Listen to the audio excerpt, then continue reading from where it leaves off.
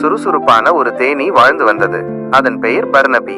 Barnaby பெரிய தேனீ இல்லாவிட்டாலும் அது மிகவும் மகிழ்ச்சியான தேனீக்களில் ஒன்று.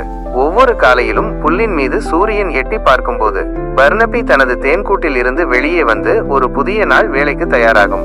அதன் வேலை அதன் கூட்டில் உள்ள மற்ற தேனீக்களைப் போலவே வண்ணமயமான மலர்களில் இருந்து தேனை சேகரிப்பதுதான். தேன் என்பது பூக்கள் உருவாக்கும் ஒரு இனிமையான சர்க்கரை நீர்மம்.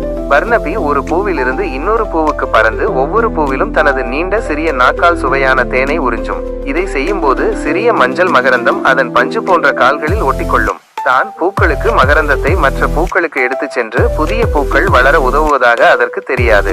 அதன் சிறிய கூடை போன்ற கால்களில் தேனும் மகரந்தமும் நிறைந்தவுடன் பர்னபி தேன்கூட்டிற்கு திரும்பி பறக்கும். தேன்கூட்டிற்குள் அது ஒரு சிறிய பரபரப்பான நகரத்தை போல மிகவும் பரபரப்பாக இருக்கும். அது தனது தேனை தனது சகோதரி தேனீக்களுடன் பகிர்ந்து கொள்ளும். அவர்கள் அதை சுவையான பொன்னிறமான தேனாக மாற்றுவார்.